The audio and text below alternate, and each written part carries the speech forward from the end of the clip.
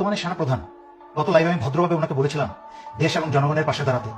যদি উনি জরুরি অবস্থা জারি করতেন তাহলে সেটা দেশ এবং জনগণের পক্ষে হতো, কারণ জরুরি অবস্থা জারি করা মানে হচ্ছে স্বৈরাচারী শেখ হাসিনা আর ক্ষমতা নাই, কিন্তু কারফিউ জারি করা হয়েছে। একটু ব্যাকগ্রাউন্ড বলতে হয়, এই বর্তমানে সেনাপ্রধান জেনারেল ওয়াকার স্বৈরাচারী শেখ হাসিনা আত্মীয়, তার কিন্তু লেফটেন্যান্ট কর্নেল হওয়ার যোগ্যতা ছিল না। ওনার শ্বশুর সেনাপ্রধান হয়েছিলেন, সেই সুবাদে স্টাফ কলেজ করে এদিক ওদিক করে ওনাকে আমি অনেক অল্প বয়স থেকে মানে মেজর অবস্থা থেকে ওনাকে আমি চিনি।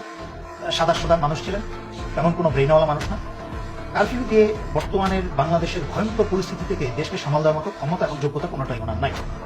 আমি অবাক হচ্ছি যে ওনার সেই যোগ্যতা না থাকতে পারে, কিন্তু বাংলাদেশের অন্যান্য ডিভিশন কমান্ডার এবং জেনারেল যারা আছেন তাদেরকে তো বেশিরভাগই আমি চিনি।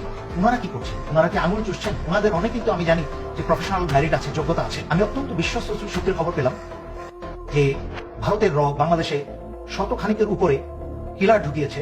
ঠিক যেভাবে বিডিআর হত্যার সময় বাংলাদেশে প্রবেশ করানো হয়েছিল, সেইভাবে বাংলাদেশে রয়ের কিলারদেরকে প্রবেশ করানো হয়েছে। শুধুমাত্র বেছে বেছে শনাক্ত করে করে ছাত্র নেতাদের এবং অন্যান্য নেতাদেরকে তারা টার্গেট করে হত্যা করার জন্য ছাত্রলীগ, যুবলীগ, পুলিশ এবং রয়ের সেই সব খনি মিলে যা হয়েছিল 2009 সালে বিডিআর হত্যার ঘটনায়।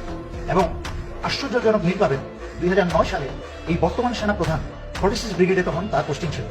তাকে আদেশ করা হয়েছিল বিডিআর 1 নম্বর গেটটাকে অস্ত্র লাগিয়ে গেটটাকে উড়িয়ে দেওয়া, যেন সেখান থেকে সেই গেটের মাধ্যমে সেনাবাহিনী ঢুকে অপারেশন চালিয়ে বিদ্রোহীদের দমন করতে পারে এবং সেনা অফিসারদেরকে উদ্ধার করতে পারে। কিন্তু এই জেনারেল ওয়াকার তখন অস্ত্র তাক করা এবং নিশানা করা সবকিছু প্রস্তুত হয়ে গিয়েছিল। হঠাৎ করে একটা ফোন আসে অবসরপ্রাপ্ত জেনারেল তারেক সিদ্দিকীর কাছ থেকে। সেই ফোনটা আসে, তাকে বলা হয় অস্ত্র গুটিয়ে নিয়ে সেনানিবাসে ফেরত যেতে।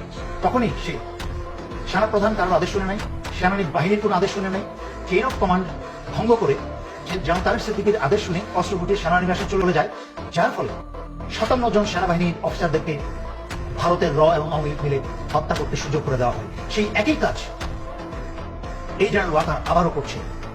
আমি সেনাবাহিনীর সকল সদস্যের উদ্দেশ্যে বলছি, আপনারা দয়া করে ভুলেও এই ফাঁদে পা দিবেন না। আপনারা আদেশ অমান্য করুন, কারণ আপনাদেরকে সারা দুনিয়ার সামনে জনগণের শত্রু বানানো হচ্ছে।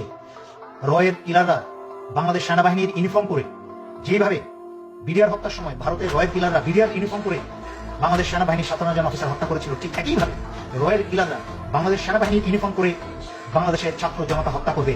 হাসিনা যেন এবং ভারত যেন তার দোষ বাংলাদেশ সশস্ত্র বাহিনীর উপর চাপাতে পারে।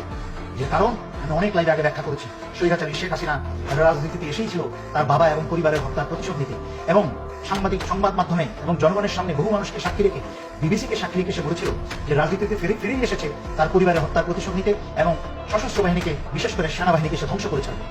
ভাই, আমি আপনাদেরকে স্মরণ করিয়ে দিচ্ছি শয়তানের পথ থেকে দূরে ফিরে আসতে এবং নিজের বিবেককে কাজে লাগাতে, নিজের দেশের জনগণের উপরে নিজে তো দূরের কথা অন্য কাউকে অস্ত্র চালানোর সুযোগ দিবেন না।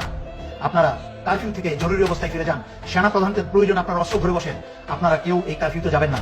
আপনারা ক্ষমতা হাতে নিয়ে নিন, দেশের দায়ভার আপনারা ক্ষমতাভার হাতে নিয়ে নিন, যেন বাংলাদেশের জনগণকে কেউ হত্যা করতে না পারে। তারা এখনই সচেতন হয়ে যান, সরকারকে উৎখাত করুন, যুবলীগ, ছাত্রলীগ সব জেলে ভরুন এবং বাংলাদেশ থেকে রকে গুলি মেরে মেরে রাইফেলের বাট দিয়ে আঘাত করতে করতে আপনারা দেশ থেকে বের করুন। দেশের সার্বভৌমত্ব এবং স্বাধীনতা এবং অধিকার আবার বুঝে নিন।